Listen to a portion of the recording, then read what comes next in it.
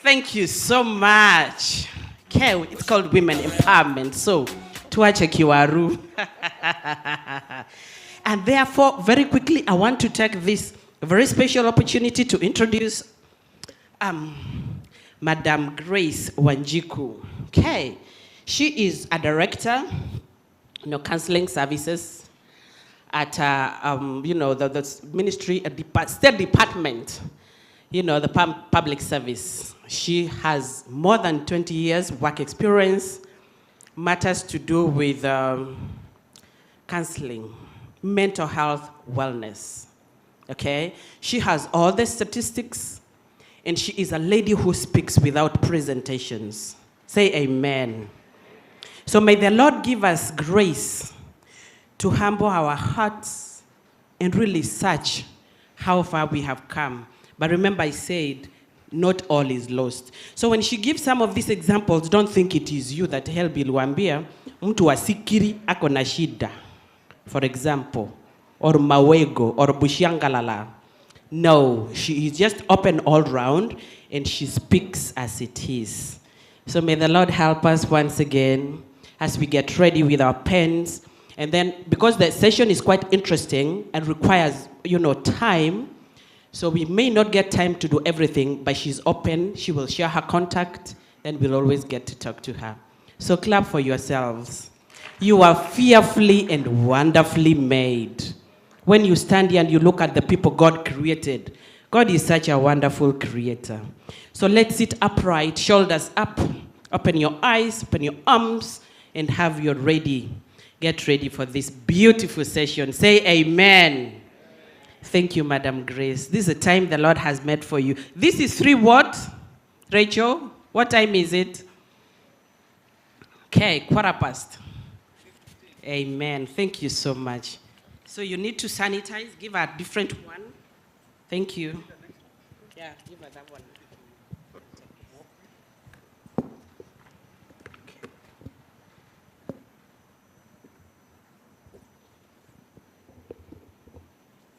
Okay, thank you, Sipora. Good afternoon. Good afternoon. Okay. All right, thank you.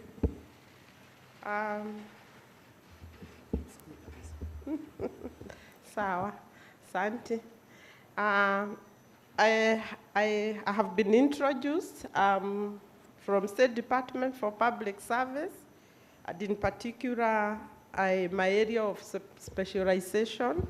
I'm a teacher by profession. That's what I first studied and practiced for 17 years. So when I hear principals around, I feel like I'm in the right place. And then, of course, I have been doing counseling. I'm also a counselor psychologist. And because I know I have a very short time, I have the presentation, but I will not stick to it because it's a bit long. And there are a few things that I would want us to run very fast. We are looking at the issue of mental health. Of course, we all understand where we are. It is a great concern for all of us. And it is also good to understand as a country where you live. Issues of mental health are actually worrying. And when you look at an issue or a disorder like depression, Kenya right now is ranked number 6 in Africa.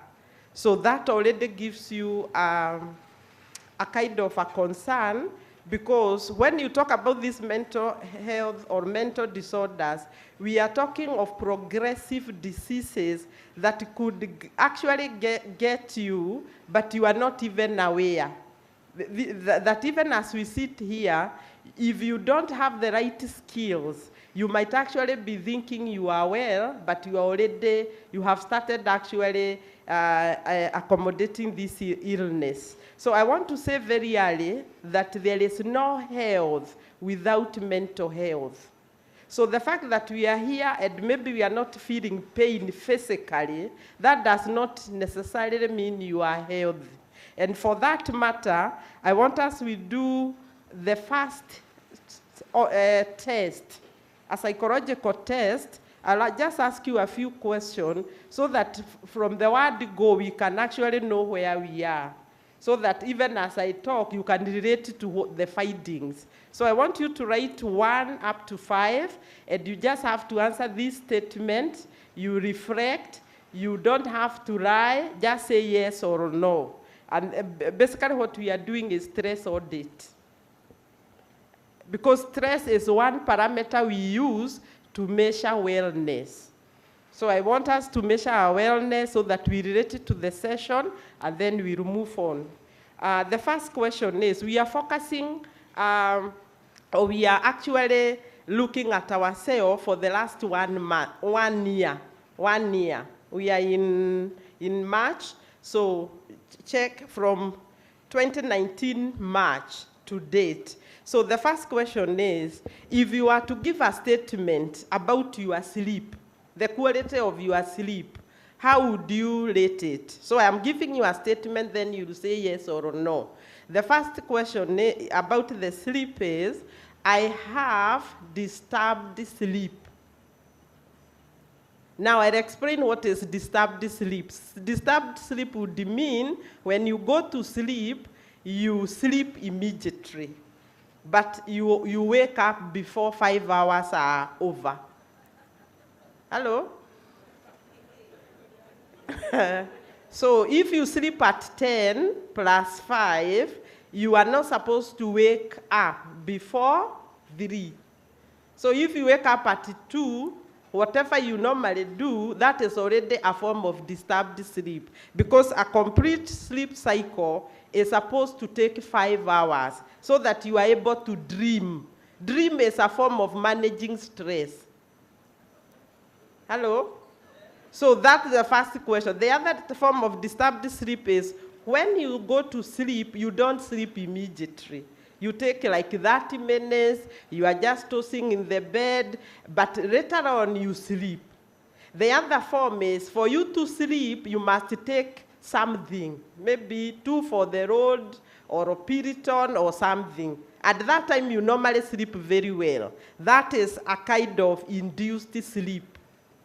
So it is also a good example of sleep that is disturbed. Of course, if you go into detail, if you have been a bit keen, if, for instance, when you wake up and you step outside the bed, when you look at where you have slept, you can tell a lot. For instance, if you had bed sheet and you are not now able to locate them, hello? It actually means you are wrestling in the night. But those are good examples that can help you to know, to actually say, I normally have disturbed sleep. The second question, when you look at yourself for the last 1 year, could you say that you are generally tired? Let's say, I am a tired human being. Even in the morning when you wake up, you feel you are so tired, it's like you wanted to sleep more. So the answer is either yes or no. The third question, in terms of forgetfulness, you could look at this 1 year and maybe say, I am generally forgetful. We are comparing ourselves with the past years. The last 1 year, if you have the tendencies to forget, funny forgetfulness. For instance, if you have a car, wherever you place it, you walk like 3 steps, then you ask yourself, have I locked the car?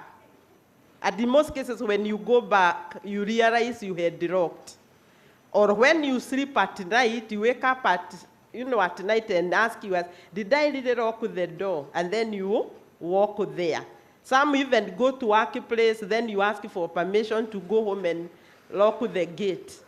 Hello, those funny types of forgetfulness, and if it is serious, you actually forget even where you keep your money. Of course, we are aware some married men, they have to seriously guard that resource. So sometimes they may hide under somewhere and never forget. But we are just talking generally, you are not able to remember some of those important, precious things that you have.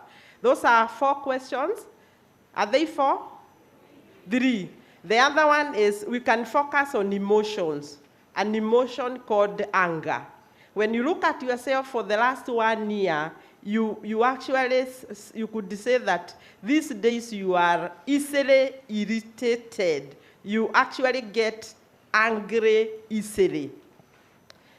Compared to other things that maybe you could have ignored the other time, but this time you find that you are quickly or easily getting tired, angry, and sometimes it amounts to anger outburst, banging something, creaking your mouth and all that.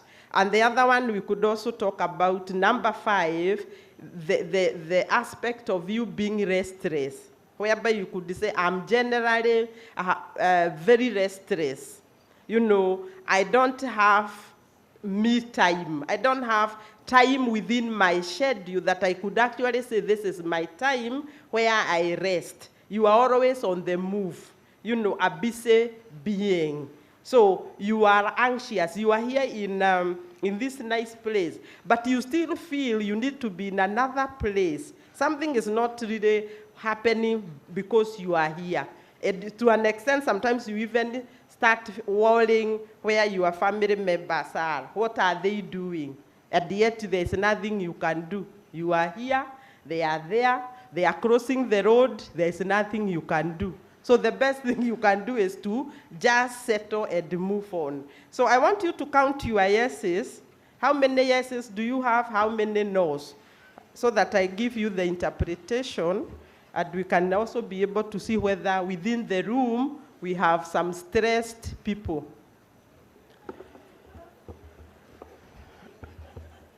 So we are now starting, we are starting with the all no's.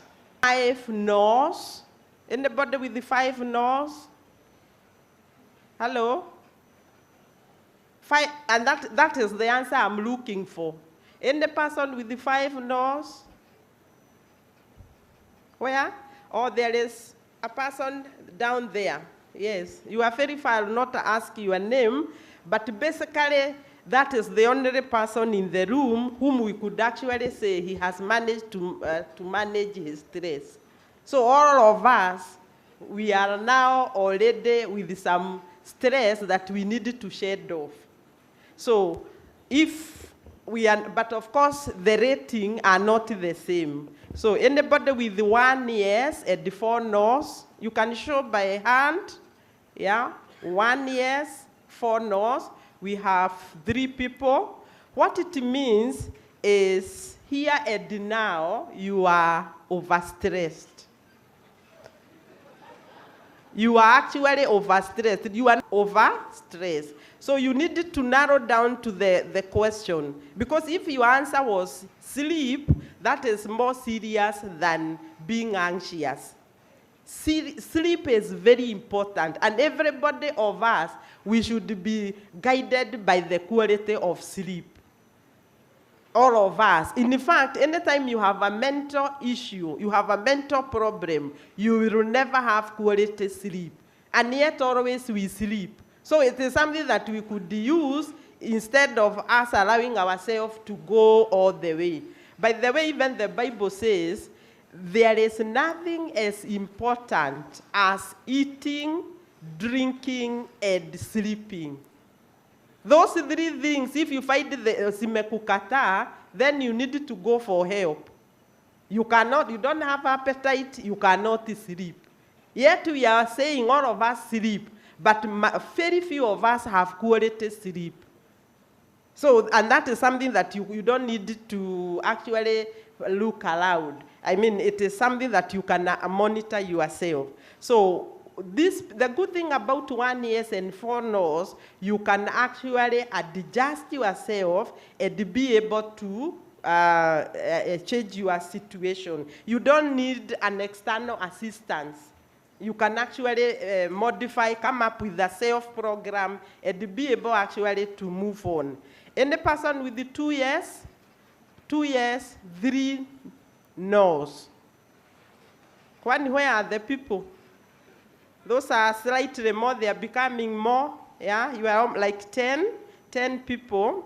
What it means, you ideally, you are supposed to be walking towards the hospital. Hello?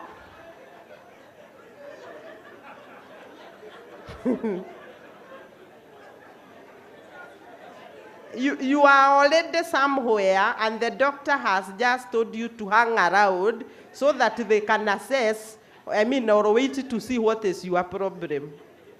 So what the truth of the matter is, you are in the wrong place. Hello? So it is either, once you are monitored a few hours, you can either go home or you are admitted in a ward. It is that serious. The 2 years. So at least if you do something, maybe you relax, you do some exercises, and change your attitude, the way you look at things, maybe things will stabilize. But actually you are supposed to be going somewhere for a checkup. Now, anybody with the 3 years? 3 years is? Now that is where now we start real problems. And you are very many. 3 years means you have allowed the illnesses we call psychosomatic illnesses to actually set in your body. Psychosomatic illnesses, they are those illnesses that are not caused by a germ. They are not biologically explained. They are simply caused by your mind accepting that the condition that you are going through is so difficult, and it pushes that to the body. So your problems will be on your physical body, but the source is the mind. Psycho is the word for the mind, somatic is for the physical. So the pain is going to be felt at the physical, but the cause is the mind. So the relationship between your mind and the body has a problem.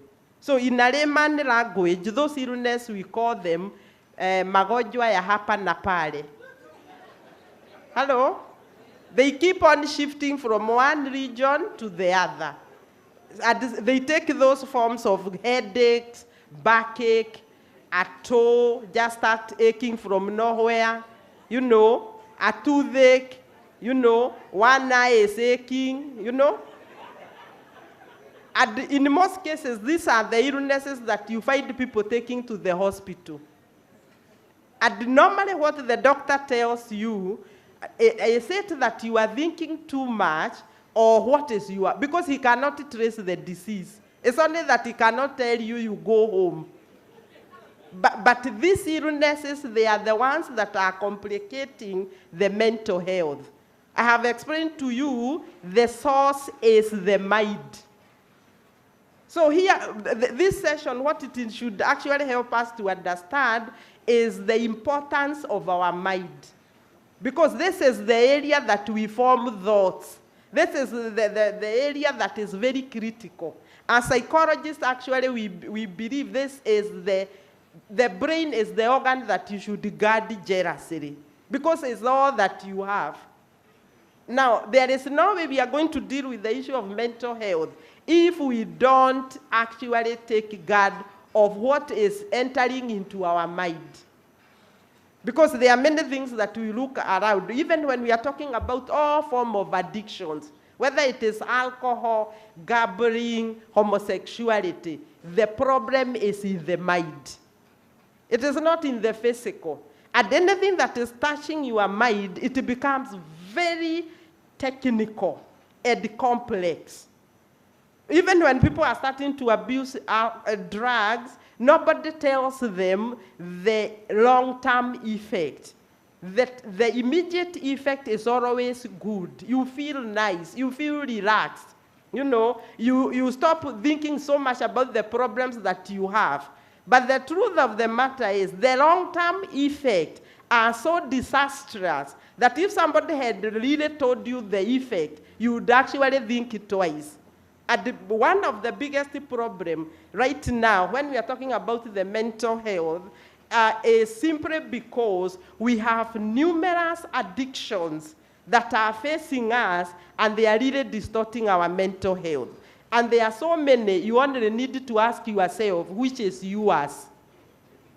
Hello? You know, mostly you'll find ladies, when they hear about addiction, they are just thinking about alcohol, about that husband who is abusing alcohol. But the truth is, majority of male, they will go for drugs, but ladies will go for religion. You know, religion actually is a drug of a kind. Hello? So the two of them, you are heavy, only that you have chosen a different route. Hello? And in the workplace, because I drive the public service guidance and counseling policy, we tend to have measures, you know, even the addiction of this person who is abusing drugs. But those people that are addicted to religion, we have nothing. We are now having so many people joining cults, occult, the normal religion. Because here I'm not saying going to church or whatever is wrong. You have to differentiate between religion and spirituality. Those are two different things. There are some people who go to those places just because others go. They are not going there because they know God. They are going there to hide there. They still do all the bad things that can be done by anybody. So we need to focus on the addiction. The other addiction that is really affecting majority of civil servants is what we would call gambling. Gambling. And you know, most people, when they hear sports pesa, they hear those great things, they think the gambling is another thing. Gambling is when now you train anybody to actually not to follow the normal route. And you have those quick fix, those 20 shillings, always doing funny things to get money. And that money, even if you got it, it will also disappear very fast.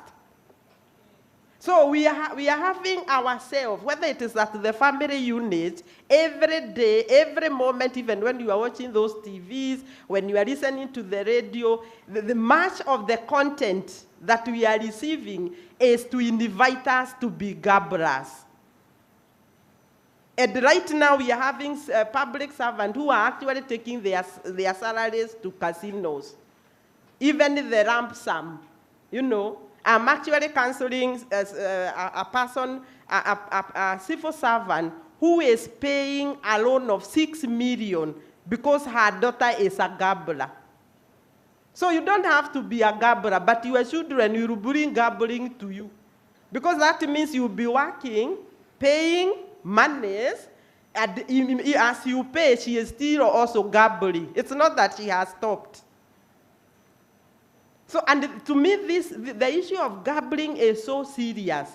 Because if you look every town now, these casinos or whatever, they are mushrooming, meaning there is a market. And here you have to, all of us have to take a responsibility. You must speak and talk to your children, dialogue. There is no other way.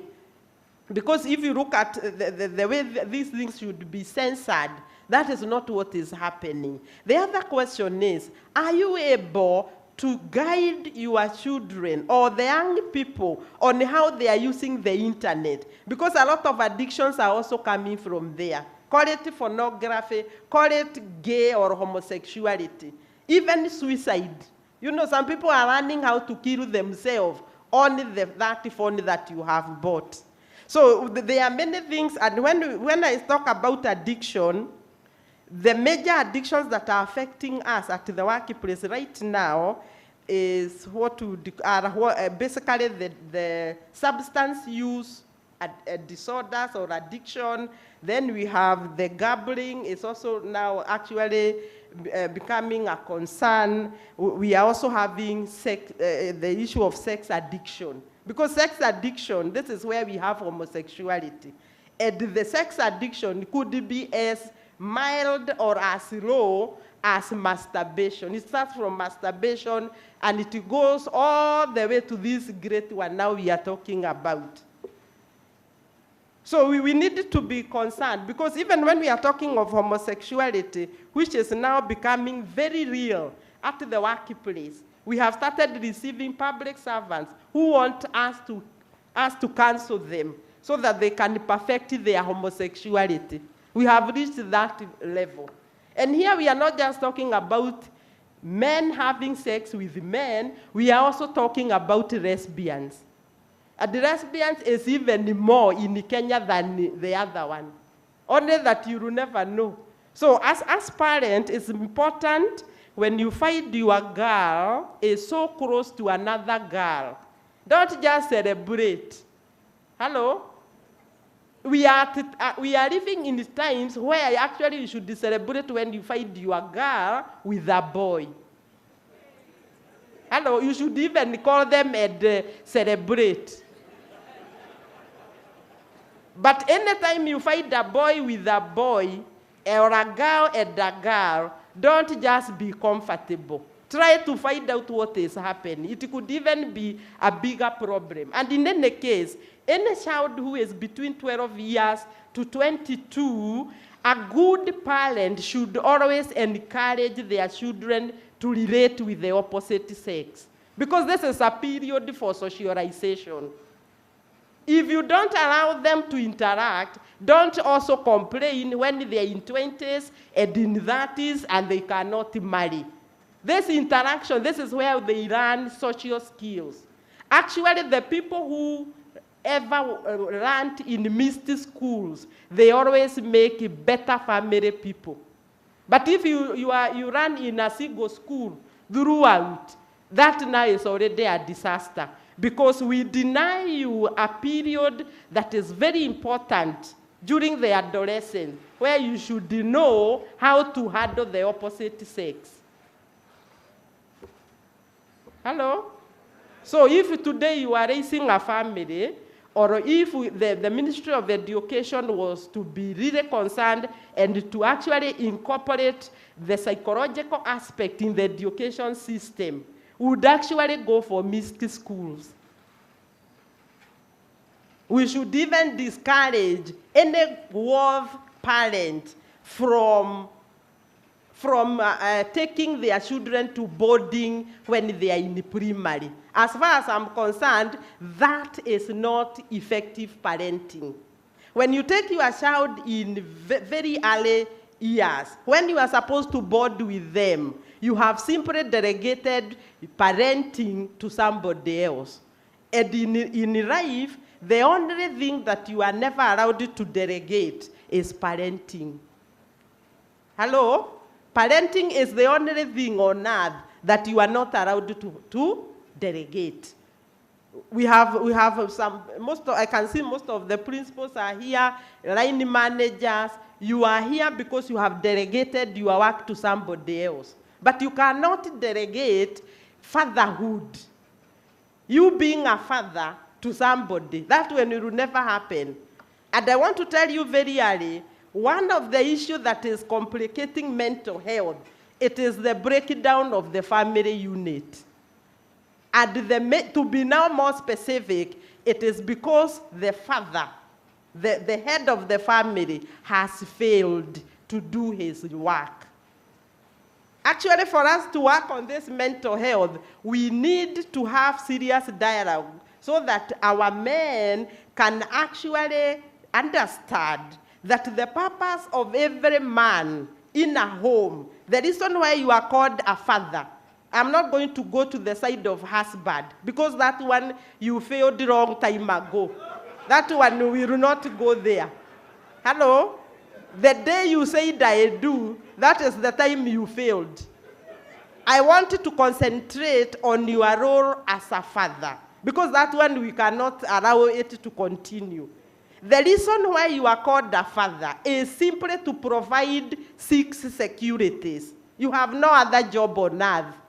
I'm sure we are in HELB. We are now talking of loans, how your children can be supported, whether it is bursary or whatever. Actually, in civilized countries, paying school fees is not the work of the father. It is the work of the government. So what you are doing, you are helping the government. And you have failed to do what you are expected to do. So I'm now reminding you what you are supposed to do so that our family units can be stable and we deal with this problem from where it is supposed to be addressed. So our father is supposed to provide about 6 security. The first one is physical security. Anytime there is a threat between your family and whatever the threat is, a father is always supposed to be in between. If a thief was coming through that door and the family is here, you are supposed to be somewhere in between, not behind. Hello? Yeah? So if you are the first one to go under the bed,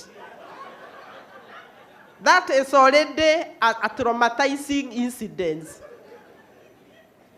And that is very important. Every child must be developed knowing very clearly that they have a father who is giving them that security. Actually, the most important person in any person's development is a father, not the mother. Hello? Yeah, thank you for clapping for me. Yeah, the other and by the way, this physical security, generally our men do very well. This is the only one you attempt. This one we can credit you. Yeah? Except the few, and those few are not in this room.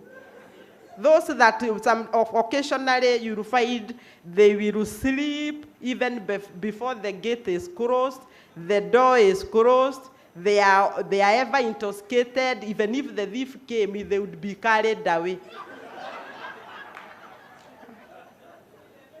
Hello? Because it is actually very wrong for you to take drug until you don't even know where you are. You are already compromising the life of your wife and the life of your children.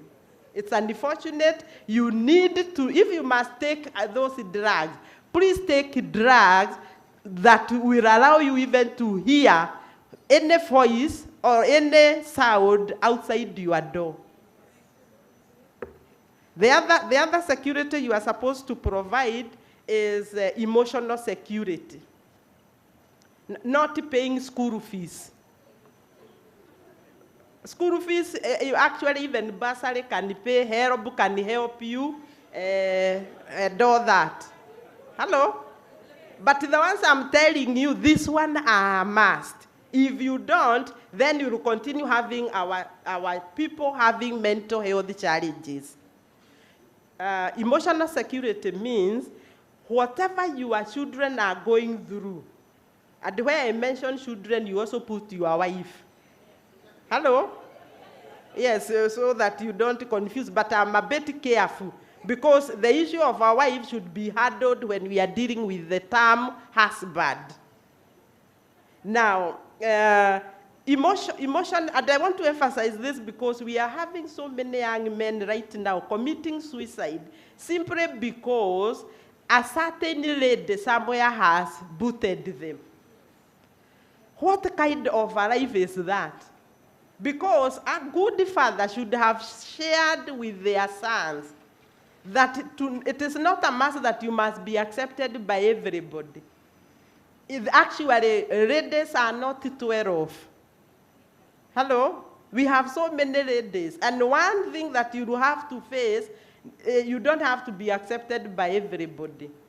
And also, you can give a specific example whereby you are a bit open, and you can even tell the son that even the mother that you are seeing here was not number one. Hello? That is the reality. Because if you don't prepare them that way, they will kill themselves because of something very minor. The same with the girls. For any doctor to relate with another young man, the father has a responsibility of being a role model. You are the one who should actually have introduced this daughter of yours what a good man means. So emotional security, that one you score very low. And this is where now our problems start. Emotional security is a key ingredient when we come to look to view mental health. The other one that you should have been providing your family is what we call spiritual security. You are the one who is supposed to be the priest of your family, guide the family, show the family where they will be meeting their spiritual needs. And you know very well what is happening in our families. This is a delegated activity. Then you are also supposed to be concerned about what we call financial security. Finance is a key ingredient that is also in a way affecting the mental health of the family. You are the one who should be in control of the family finances. And in the family context, there is nothing like my money. If you are a wife, you cannot afford to say, this is my money. There is no language like my money. The only money you are entitled to, every worker, is 10% of what you earn. The rest should go to a basket called family finance.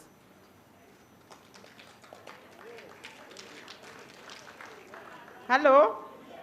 So the idea of some men saying that I don't even want to know what my husband, my wife earns, that is already a failure. You have already failed. Because that is a resource that must be tapped. Hello? Yeah, because men are killing themselves by doing very many things, and nobody will congratulate you. You will die before. Yeah? So if you look at the Kenyan contest, most men, they are the ones who are dying before their spouse. Even if your wife was a housewife and you are the one who was working, I can tell you for free, you are likely to kick the bucket before. So organize yourself, write a will, because that is what is going to happen. It is already predetermined by many factors.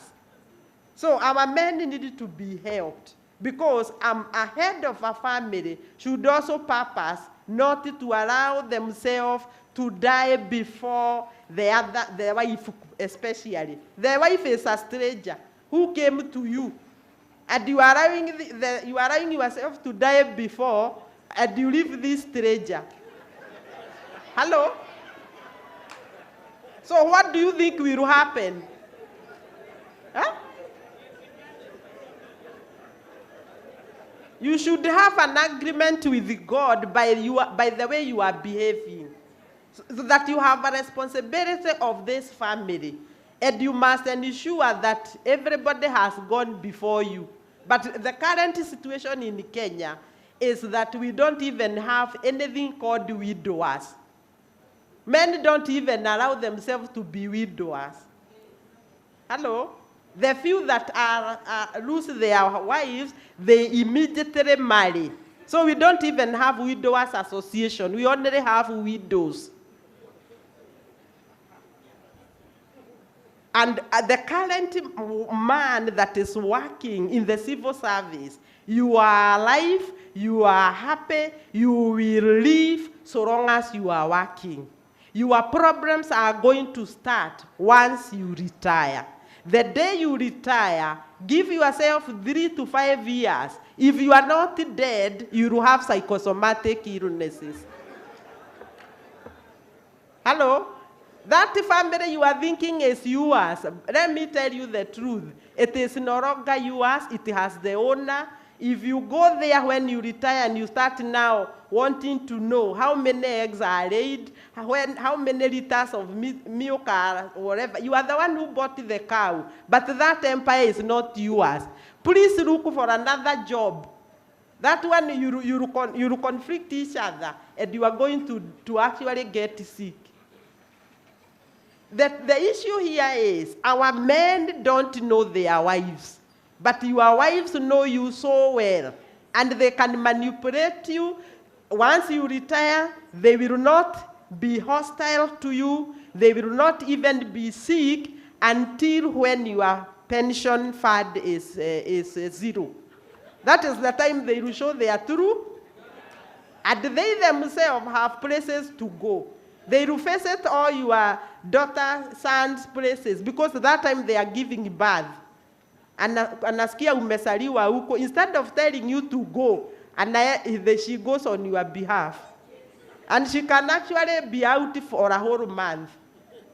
And it is now even becoming worse. If you have a child abroad, that is already a disaster in the waiting.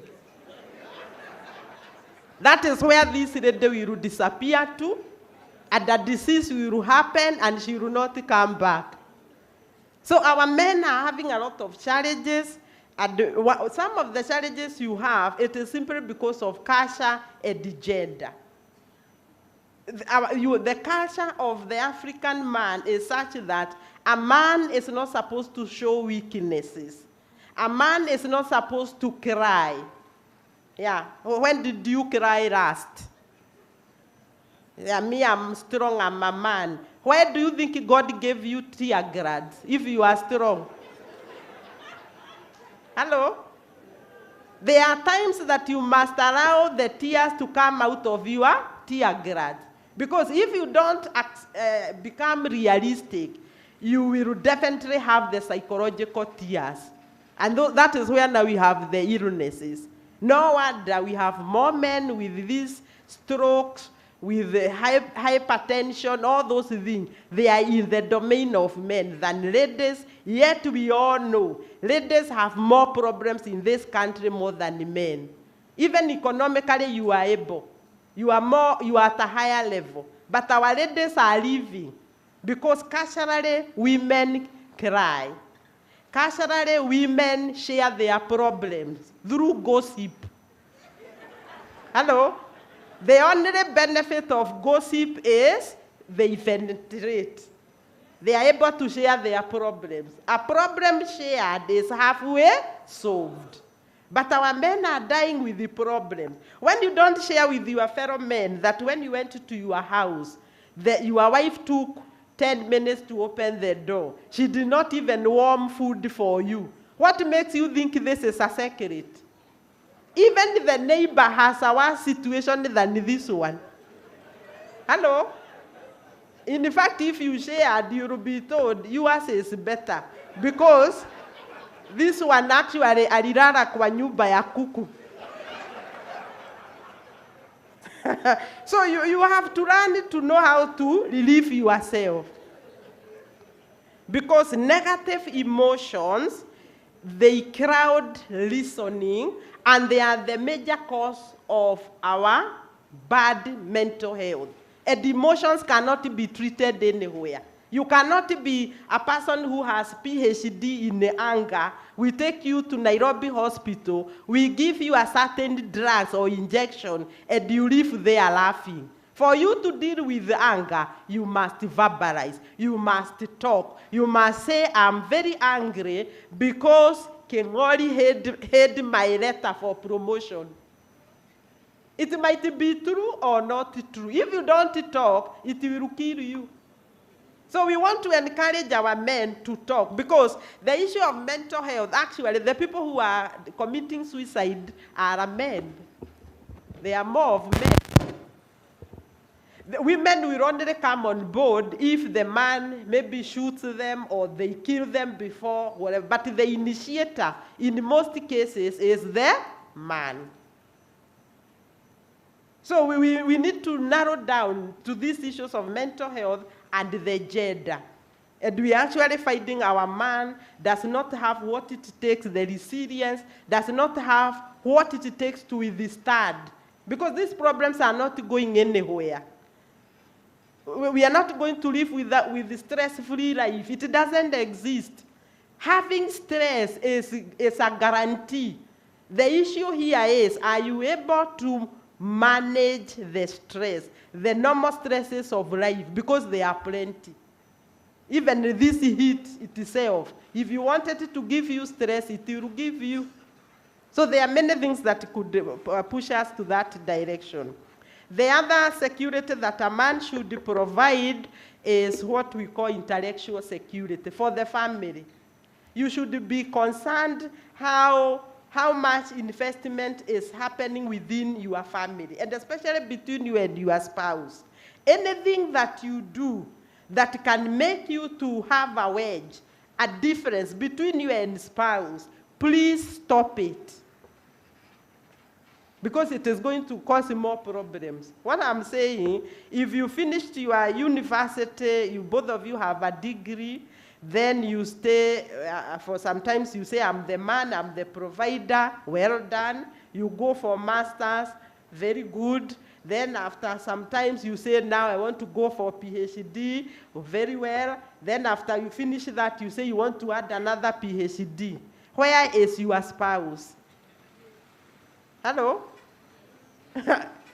Or the more you are going up, the more your spouse is also getting away from you. That one is called intellectual abuse. You are supposed to step one step forward, and before you go to the second, you put this person to your level.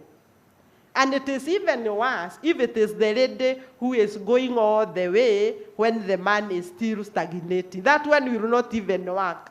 Because men have an ego that always wants to be massaged. And they are going to massage it through that certificate you have. You have PhD, but let me remind you, you also have divorce. Hello? That's how things work. So you need to have a memorandum of understanding. If you are dead, you must run. You must first of all sit and agree.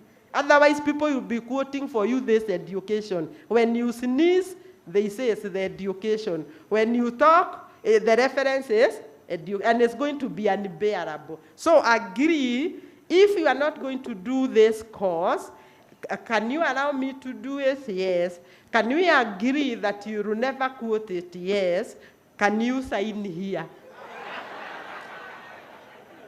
Memorandum of understanding, because it is not easy. So that once somebody starts bringing those tantrums, you bring the memorandum of, yeah, you know now, I want to remind you what we, until it sticks. The other security that men are also supposed to provide is what we call sexual security. You know, there is a lot of sexual abuse, call it incest, many things that can happen with the family, including rape. You know, there's a lot of raping within the family. If you are to define what is rape, rape is having what? Yeah? So you finish. Yeah? Who is defining for us what is rape?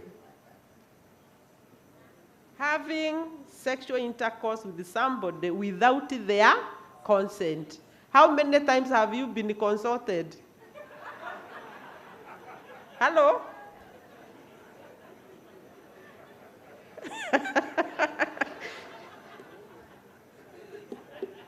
Now, and specifically, I'm talking to the ladies. The fact that you are married and somebody took something called dowry. Hello? Because that is where people hide. Does not mean you don't prepare this person, or they themselves don't prepare themselves towards that. Because there are times actually you are hijacked, everything is done, you actually feel that the feelings that a person who is raped feel are the same one that you feel. But you just keep quiet and you say it is the conjugal right. And those are the things that actually make people to be so bored and tired, wanafumilia doa. And even when it comes to sex, it appears people are very ignorant in this area. Which school did you go to? since you started that family, that can guarantee you that you are doing the right thing? Hello? How many times have you been brought here for this workshop so that we improve workplace performance? Hello? Have you been trained anywhere to be effective parent? And more so even in the area of sex therapy. So what makes you think what you are doing is the right thing? Hello? You could just be doing trial and error. Because there is a lot that, again, we need to adapt. Let me tell you, the only thing that made you get confused and left your family of origin, among all the basic needs that your family of origin could not provide, is sex. Sex is a need. It is never a want, the way people wanted to tell us. Are you here? Let them say, me, I can do without sex for they don't even know for how long. Yeah, because until you tell us how long, what is your threshold, you are not talking. You can even stay 10 years, but the 11th year, you do crazy things that you are not even aware you can do. Hello? So, this sex, if it is the one that made you to leave your old home, some of you left very good houses, and you came to stay with somebody who did not even have a house, a funny cube. Hello? Yeah? Now comes, if people don't want to be educated in this area, the very important thing that made you to leave your home. Because when it comes to sex, there are 4 phases that you must understand very well. There are 4. 4. The first one, we call it excitement phase, plateau, followed by orgasm, and the last one, resolution. Majority of people, they are frustrated in the excitement and the resolution, especially the ladies. A lot of tragedies happen in the last phase. When men die, you know how they behave. Huh? Yeah? And one of the powerful tools that we can use in the area of bringing our family unit into life, it is actually investing in sex. Hello? You must ask yourself here and now, if you are married, do you have quality sex or you have quantity? Because if you have quantity, you are already a candidate of mental health. Quantity means many times, but in one episode, there is no full satisfaction. Unamagamaga tu. So when we are measuring the quality of a family, we use sex as a parameter.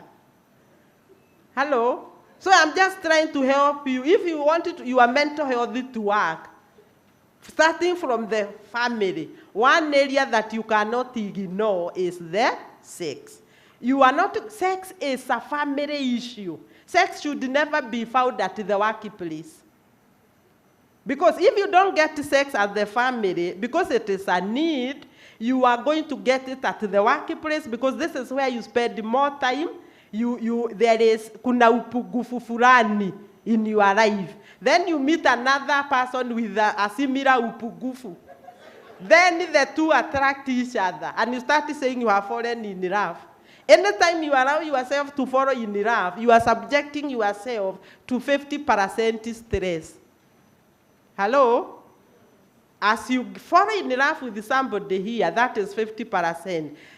You are also becoming emotionally disengaged with your spouse. That is 63%. 63 plus 50? Hello? Already it's over 100. Hello? Yet, sex is something that you should never leave the doorstep if you don't have it. If you don't have it, go back. Go back and sort yourself. Because the moment you go there, you are already vulnerable. Hello? Yeah. And also ladies, you find that they use sex to actually chase their men further. You are not supposed to use sex or give somebody time out for sex. Because anytime you give somebody time out for sex, you are only timing out yourself. Because good sex also exists outside there. Well packaged, if only that one of yours. Very good out there. Hello? So this is very important, because when we are talking about mental health, we must tell you the truth. Sex is something that you can use. If you are not married, that is another area. Because any person who is an adult, you must tell us, you must be aware how you transform that sexual libido to something productive. If you leave it hanging, it affects your mental health, and you will do also funny things. Hello? It is something that you must be aware. But what we find in most cases, there are so many issues that are surrounding sex to an extent that it is pushing some of us to start acquiring sex addiction. This is where you find people, some people are masturbating, some people are now gay and all that, simply because they were not able to manage themselves. They are not even aware what they should get. And because I have mentioned gay, let me also say, one major cause for you or anybody being gay is lack of a father figure. We go back to the father. Anytime you are developing your children and you are not available for them, you are in the house just to be seen, but not to be heard. You know, you can lodge in the same room, but there is no impression. So if you are a father and you have these three characteristics, you are a hostile father, you are an absent father, and you are a useless father. Those three ingredients are enough to produce a child who will finally become gay, hello, or homosexual or lesbian. When I say homosexual, you need to hear homosexuals and lesbian. And this child, some of your children can also develop a mental disorder we call schizophrenic. Schizophrenia is the worst type of mental illness. It is real madness. Hello? What am I saying? The father figure has a role to some of this mental health illness. Anytime you have a father who is absent, useless, the other one is hostile, automatically your mother becomes domineering, because she has to step in your shoes to do her work and to do yours. That is a very unhealthy environment for the children. If you go back to the literal psychology that you could have learned earlier, there is something you had that when a baby is 3 years to 6, if it is a girl, it has a very serious need or attraction to the father. A father who is not available. Hello? The boy gets so much attracted to the mother that even when the father is talking to the mother, some children actually feel like killing you. Hello? They are called Oedipus complex and Electra complex for the girls. Now, after 6 years, the ball is changed. The boy now gets attracted to the father. And since most fathers are never available, girl child does not suffer more, because the moment they shift that attention to the mother is usually available. So I'm trying to help you to see your importance in this fight of mental health. We must see how our men can go back to the family and do their work.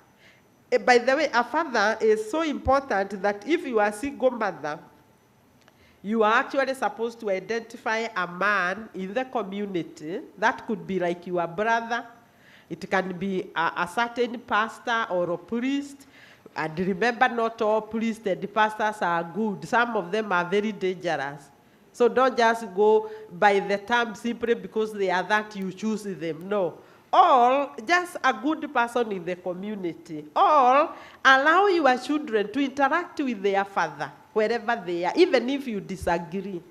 Because it is anybody's right to know their biological father. It is so therapeutic that you live, if you live in this earth without knowing your father, it is going to affect your development.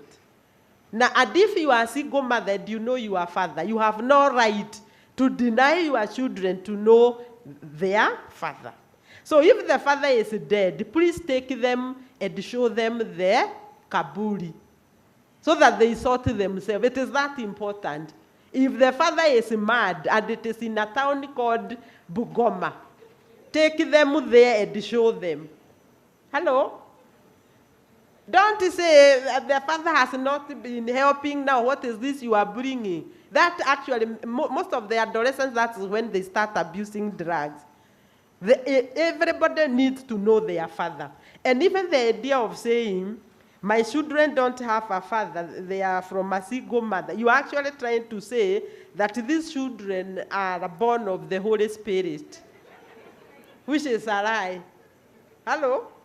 The father exists somewhere. Either he has abandoned the children or you are the one who has disagreed with the father. But it is very important that your children have access to their father. Let them sort their mess together. You should not be there because that is very important. What haven't I said? Yeah? Where are we now? What have you carried, picked? Because we are still insisting on this family. The other thing that is very critical about our men or the development of a family, it is always good to know, anytime you are raising a child, the first 6 years of life, that is where you are supposed to concentrate, 0 to 6.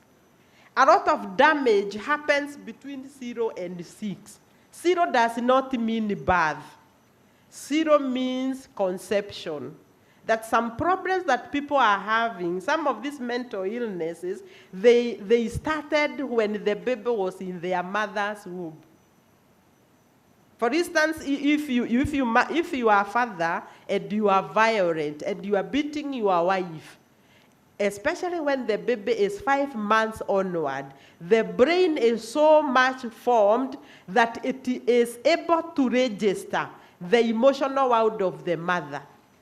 So by the time it is born, it is aware it is coming to a very hostile family.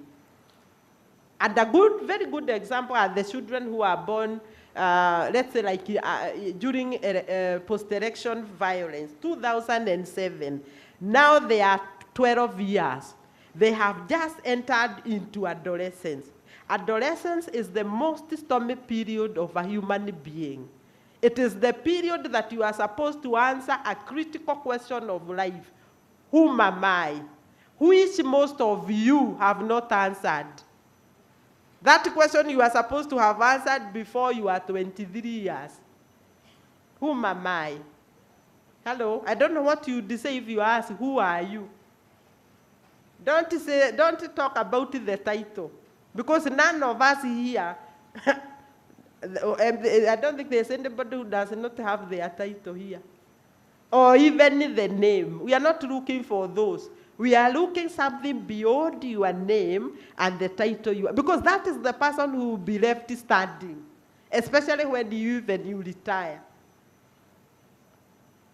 So a lot of damage could have happened. Or what I'm saying, these children now who are now 12 years, that were born during post-election violence, you only need to focus on some sports, like Eldoret, where there was a lot of violence and all that. These children, from now onward, because of the trauma that was subjected to their mind, they have only come here to do one thing, to revenge.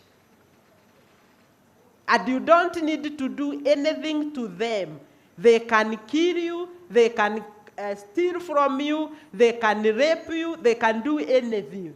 Because that is what we prepared them to come and do. Unfortunately, who can see the connection between what happened in 2007 and what is happening now? Some of these children, they have now gone to Form 1, they are wherever.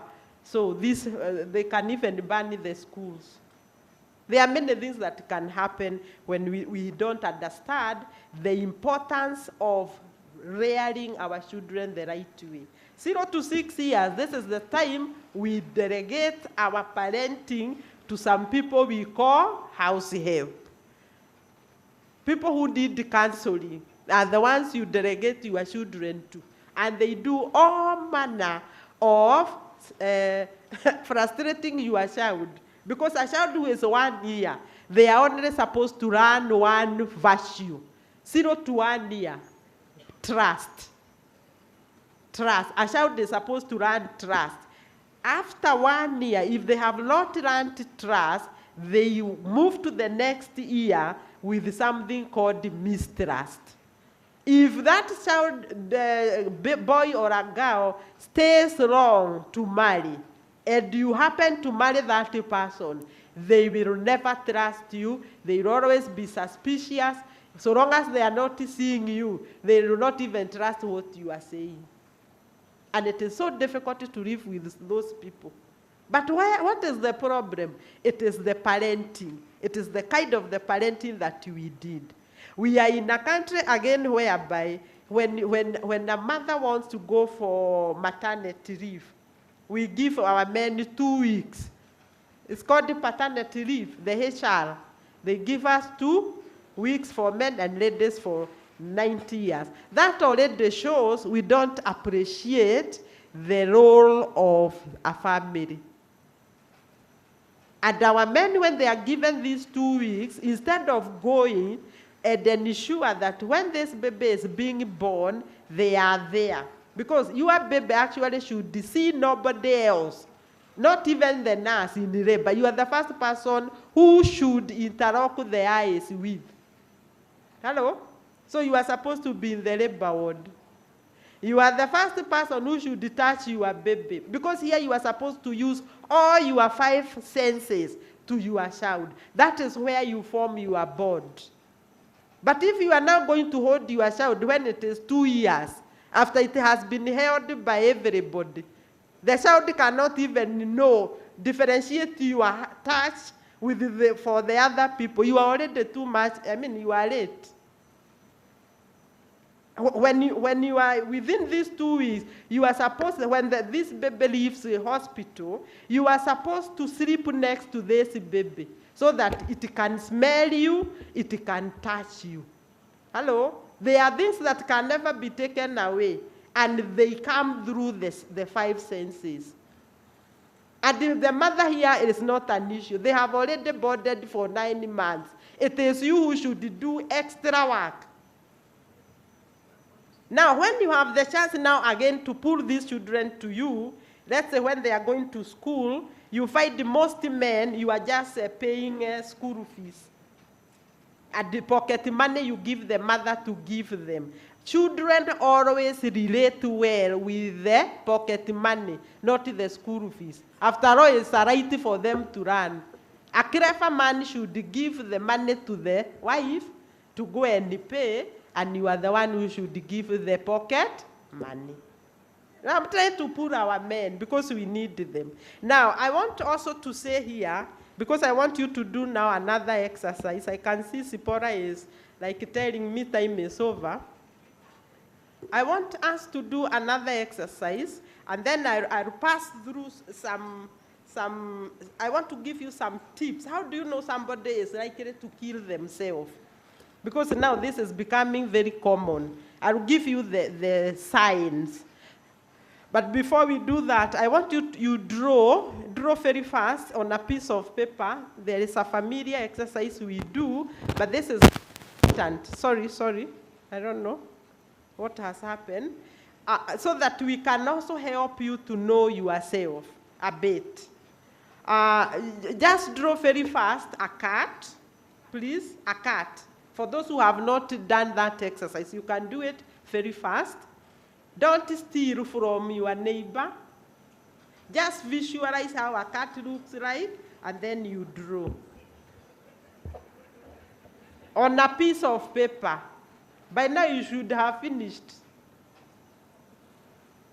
I want to help you to know your personality, so that you can see whether your personality is also going to make you have challenges when it comes to issues of mental health and well-being. Are you done? Yes? I want you to fold that piece of paper into 3 equal parts. Not 4, 3.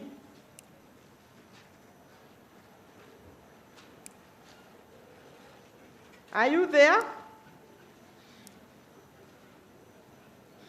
The reason why a cat is used is the only animal in the world that is known by all people, and nobody has an issue with it. So we use this as a friendly animal.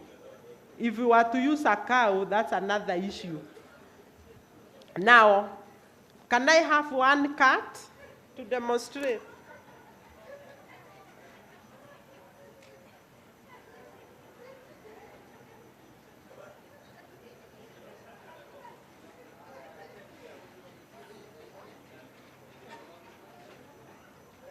Okay, wale wamefanya mutagojea tu kidogo.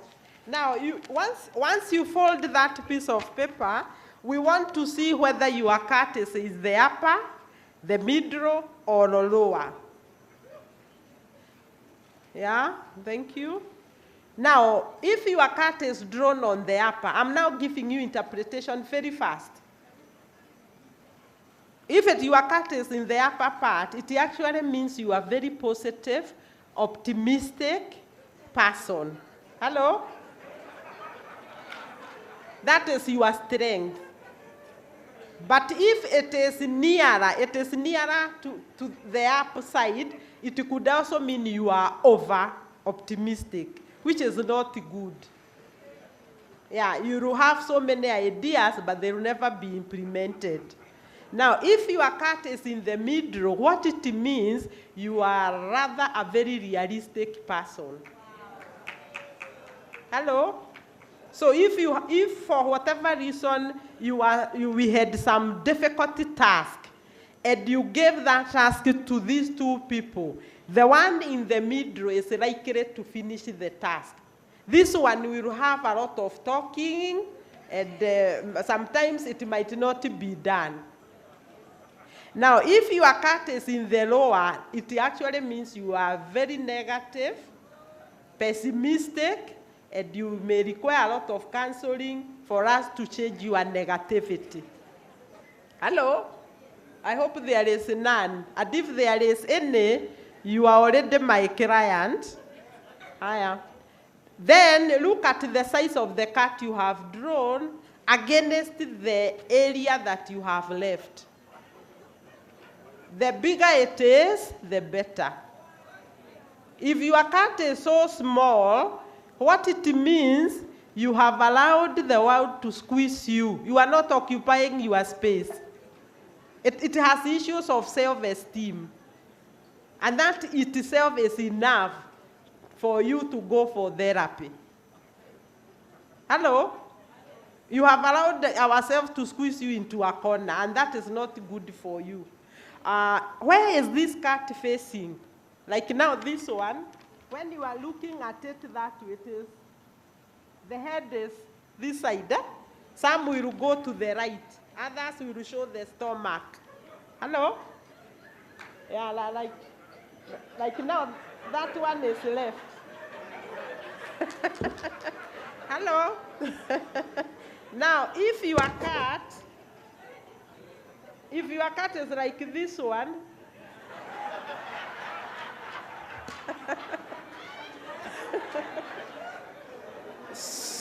you know she is not aware. If your cat is like that one, the head is moving towards the left, what it means is you are generally a conservative person. Conservative, a traditionalist. Hello? A person who would actually require serious shake-ups for you to embrace change. These people are also very friendly, they are warm, they value the eventful dates of their lives. If you live with them and they have a birthday, you must remember to tell them happy birthday. That's how they are. For those whose cards are on the other side, the right, these people, they are the people who are more endowed with the fantasy. They fantasize a lot, and therefore they are very creative. They are visionary. They always generate ideas. Actually, they are supposed to be the think tank. They are supposed to give the lefty people the ideas to implement. If your cat is showing the stomach, it is seated, these people are usually very direct.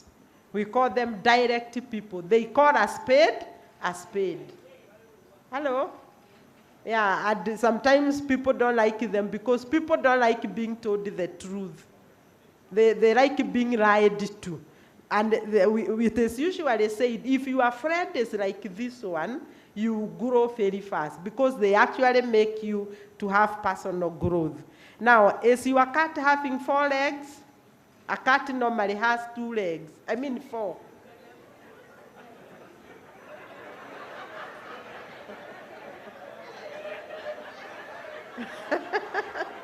Hello? Now, if your cat is like this one with the 2 legs, then it means you already don't have the mental wellness we want. Huh?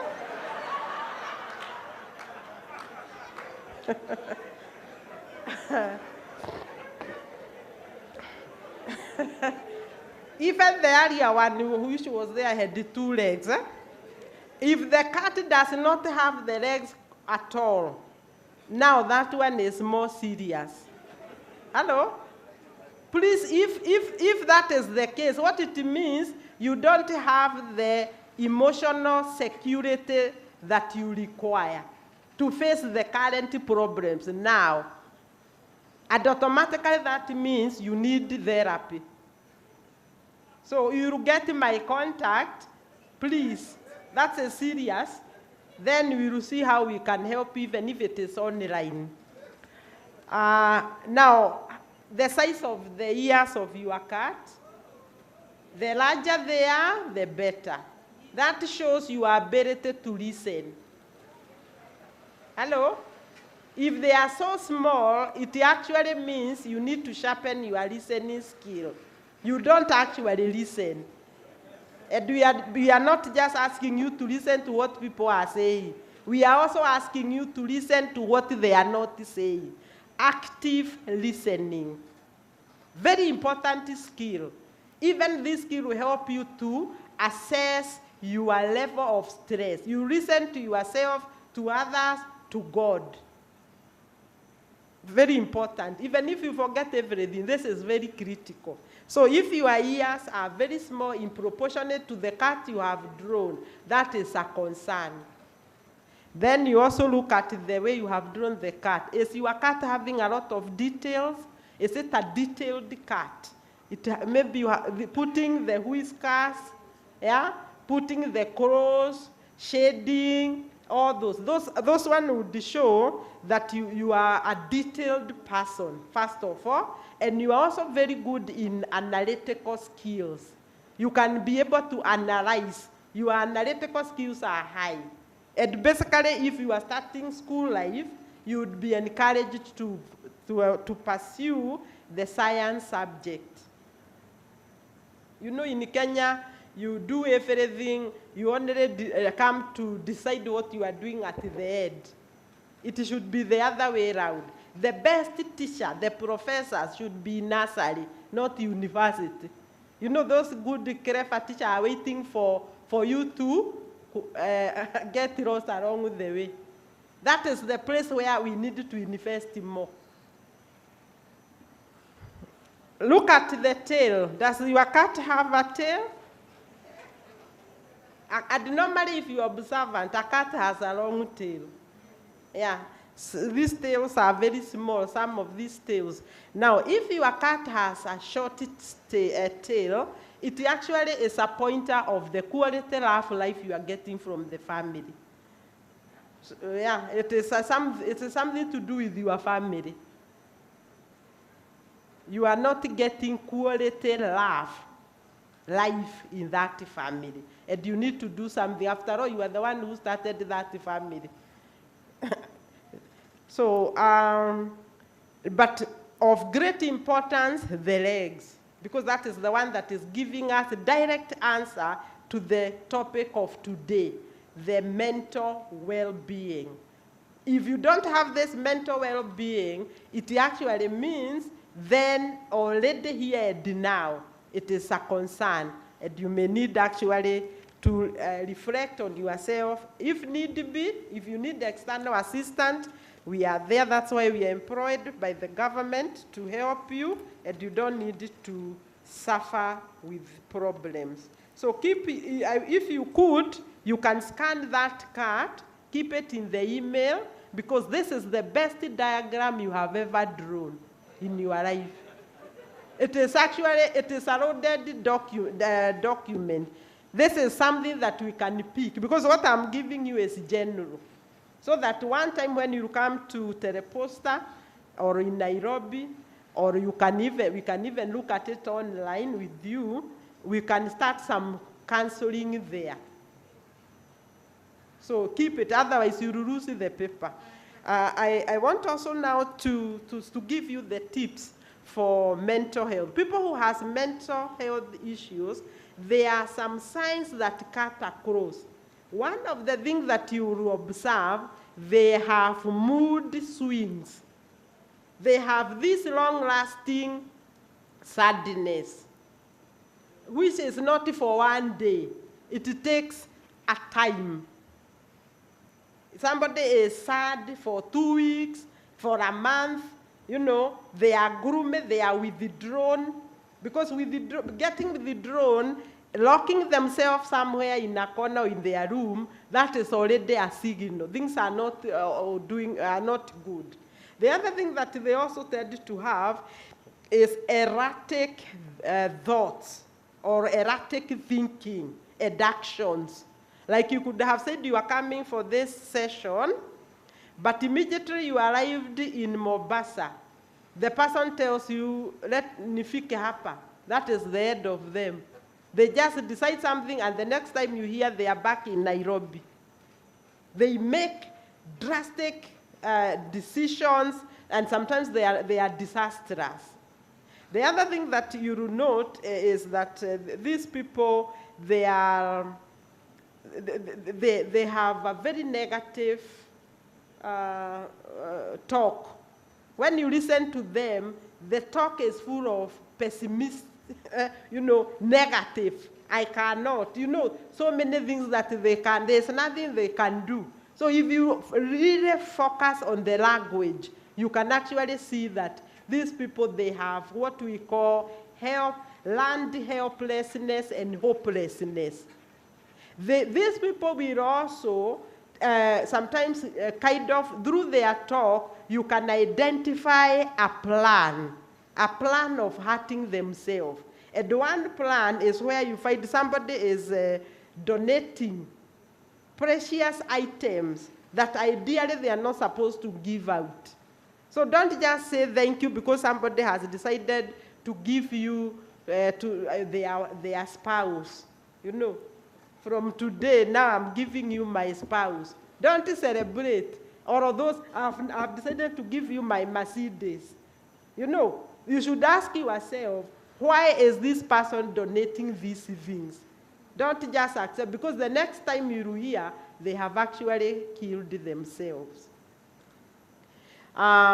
Basically, those are things that maybe you can use for now, because we are not saying just because you are depressed, you have a mental issue.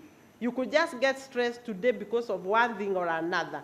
But here we look at it over a period of time. Time is very important. How long is this person behaving the way they do? And therefore, you also do something. Nobody will commit suicide if they have not said so. They will always talk, so you have to listen to them well. Therefore, the skill of listening is something that you have to actually sharpen, so that you can be able to pick or to sieve, you know, what people are saying. Otherwise, anytime a colleague or your sibling commit suicide and you have been living with them, actually you are supposed to be held responsible. Because there must be something that they were doing, only that you are not keen enough. And normally what happens, you tend now to suffer a lot of guilt. The guilt is going to follow you. And that again is another area that sometimes you find most people, families that have lost people through suicide, they get devastated, and in most cases they try to hide. Very few families who will tell you the truth. They will try to disguise because of the stigma that's around there. So what we are saying is that the issue of mental health is big. It is something that all of us have to participate, and we need to consult. We need to talk. We have reached a time whereby we need to have open dialogue in every organization. Can people be able to be meeting, even if it is once in a week or twice in a week, and share the challenges that they could be going through? And they need to be guided. Maybe you can say, this week we are going to talk about the stresses that are facing us at the workplace. And you share. You don't even need anybody among yourself in a circle.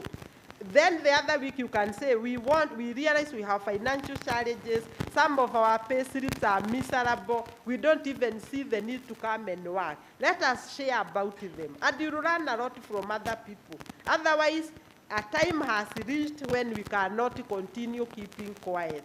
We must all get involved. No health without mental health. So allow me to stop there, because I don't want also to stress you. I hope we'll be able to meet another time, and I'm grateful for this chance. I want to give you my contact, because we are employed for you. You don't need to suffer when we are there. 0722 60 90 34. 0722 60 90 34. My clients who got 3 years, 4 years, and 5 years, please make sure you call me. I'll respond. Thank you. God bless you.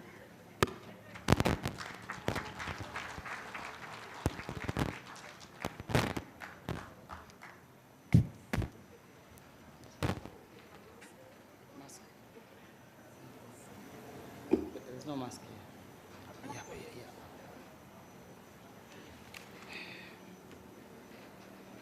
All right, Madam Grace Wanjiku, kwa wale ambao wamechora paka wenye mikia, wale hawana mikia, hao ni paka wenu. Wale ambao hawakuchora paka, waliofia watachora paka wa Mombasa, ambao wanapatikana Bambutu, muona kwenye news. Sasa hao ni paka wa majini baharini, ndio maana hawakuchora. Madam Wanjiku, wale hawakuchora sijui tuweke kundi gani? Mimi sikuchora, ndo nataka kujua niko kundi gani. Mimi tokea ino forum yangu sijaongea kitu. Wakati namsikiza Madam Wanjiku ameongea pati ya mzazi wa kiume ambayo imenigusa sana.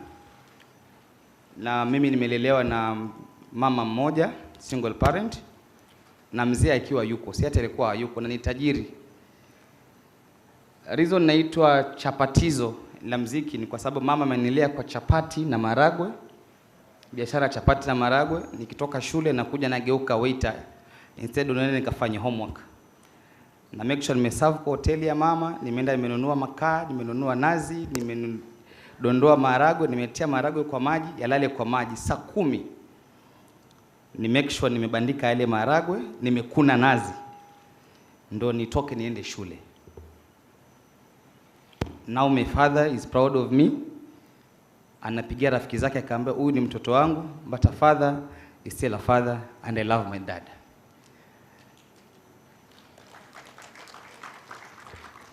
Sasa tusonge mbele. Madam Zipora Wanyoni, naomba uje uchangamshe watu. Watu wamenyamaza kabisa. After that Mrs. Bernard Masinde, nitakuomba head of legal and act chief operation officer HELB uje umintroduce our CEO so that atumalizie tamasha hili la leo la TVET 2020. Utatumia tu. Okay, good afternoon, ladies and gentlemen, again. While we were seated, our chairman walked in, pick up my coffee. Our CEO walked in, and they are here with us. Please, the two, may you rise and face the congregation and just wave. DJ, any officer wa serikali wakuu. Tushangili, ta. Okay, so everybody rise. Tushangilie Kenya, tushangilie Kenya, taifa letu tukufu, Kenya tunayoipenda, Kenya nchi tunayoipenda. Twajivunia sana tukijiita wa Kenya, nchi yenye baraka, Kenya nchi yenye baraka. Tumekomboa Kenya, taifa letu tukufu, tumebadili mwendo daima, tutalinda katiba mpya daima. Anayependa Kenya ni yule mwenye kutenda haki kwa watu wote, mtu mwenye kutenda haki. Na ukipenda Kenya ujitengane na mambo yenye kuvunja amani.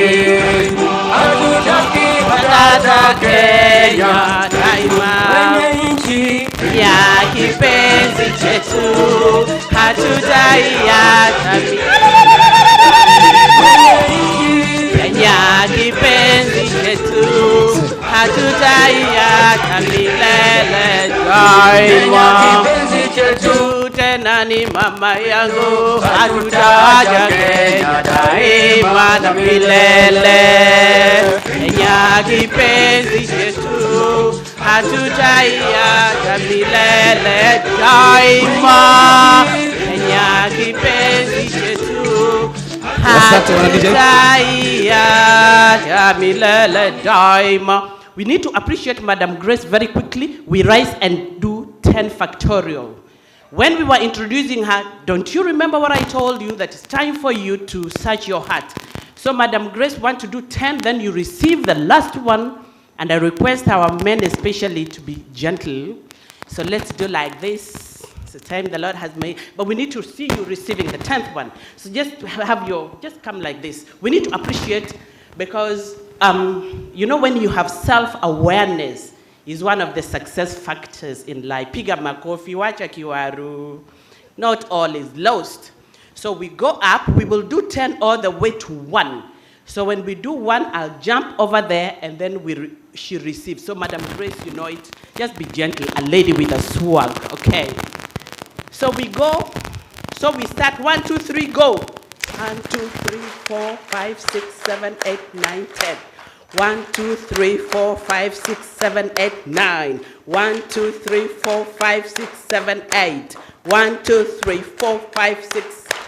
1, 2, 3, 4, 5, 6. 1, 2, 3, 4, 5. 1, 2, 3, 4. 1, 2, 3. 1.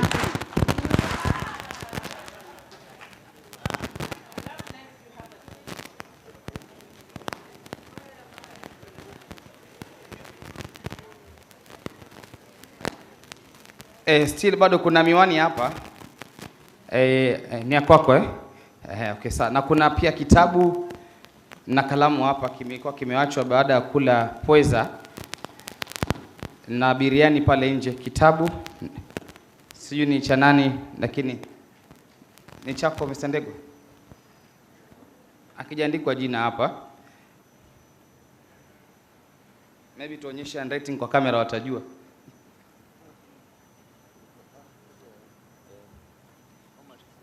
Haya, ladies and gentlemen, tumefika last session. Ningependa kwa heshima na taadhima munipatie nafasi niweze kumwalika Mrs. Benedict Masinde, Head of Legal and IG Chief Operation Officer at HELB. Mrs. Masinde, sasa naona kuna huyo anakuja mwalika na pia Mr. Chairman yuko hapa. Sasa wataangalia tutamaliza vipi. Karibu sana.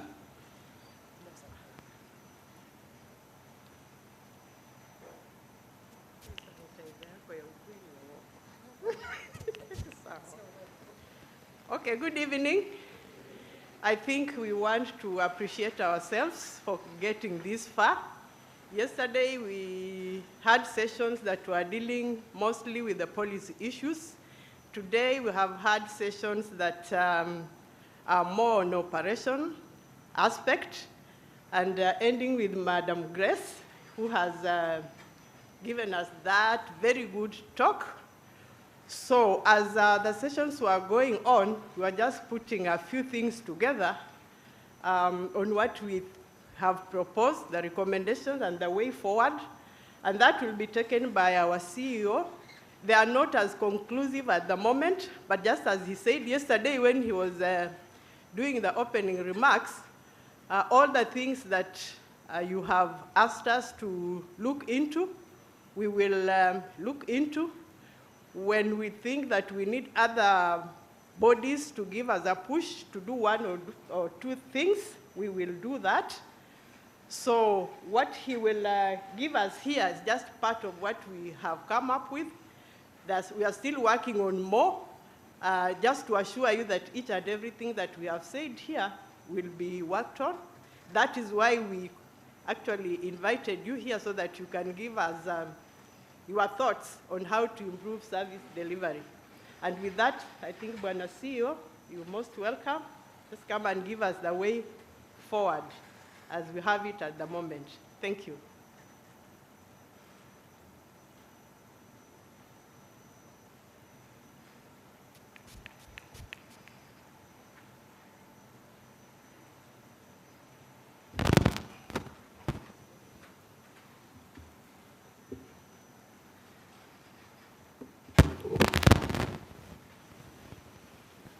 Grace, might you have been a patient here?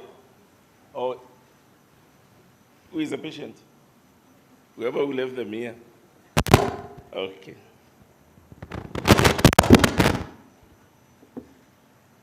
Okay, good afternoon. Good afternoon, TVETers. I think it has been 2 very intense, engaging days, and we have done the best that we could within the 2 days. It's not always easy to get you out of your stations, come together and reason out on some of the cross-cutting issues that are in the sector, but at least, just like Zipporah has said and taken us through, we congratulate ourselves for surviving the 2 days comfortably. And it's now almost 5 p.m. and we are still not yet disbanded or left the sessions, but we make it a bit quick and short. Do you want to beam them, please? Do they have them? Are they there?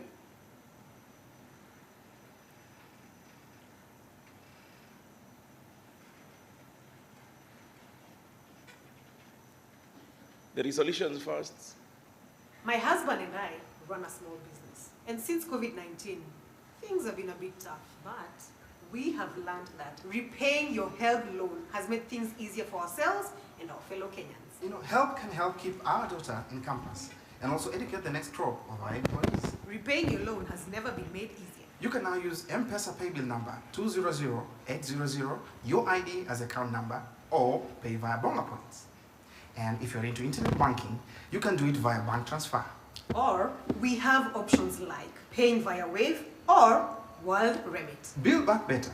Take advantage of the 100% penalty waiver and repay your loan today. Kamilisha malipo ya HELB. Kamilisha malipo ya HELB. Kamilisha malipo ya HELB. Terms and conditions apply. Higher education loans, empowering dreams. Yeah, I think that is what we told you. There's a campaign running.